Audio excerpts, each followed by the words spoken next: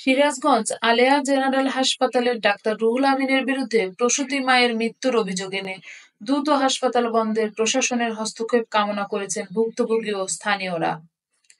গতকাল বুধবার সিরাজগঞ্জের বেলকুচি উপজেলার শাহাপুর গ্রামের ২১ বছরের তিথি নামে এক মেয়ে ডেলিভারি করতে এসে ওই নারীর মৃত্যু হয়।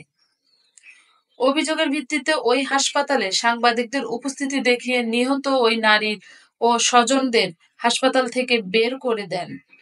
পরে নিজেকে নির্দোষ দাবি করার জন্য ২ ঘন্টা বাঁচানোর চেষ্টা করেছেন বলে তিনি জানান। এদিকে এর আগে সিজারিয়ানে প্রসূতি মায়ের মৃত্যু, হাসপাতাল ঘিরে দালাল চক্র গড়ে তোলা, গ্রাম পর্যায়ে দায় নারীদের রোগীর বিনিময়ে অর্থ দেওয়া, ভুল চিকিৎসায় ৯ বছরের বাচ্চাকে মানসিক প্রতিবন্ধী করা সহ বিভিন্ন অভিযোগ রয়েছে ডাক্তার রুহুল আমিনের বিরুদ্ধে। এছাড়া ওই হাসপাতালের পরিচালনা বৈধ লাইসেন্স নবায়ন, অতিরিক্ত পরীক্ষা ফি ও আসন সংখ্যার গরমিল রয়েছে বলে একাধিক সূত্রে জানা যায়। এদিকে হাসপাতালটি শহরের নিকটতম হওয়া সত্ত্বেও প্রশাসনের কোনো ব্যবস্থা না নেয়ায় হতাশা হয়ে পড়েছেন রোগীর স্বজন ও স্থানীয়রা।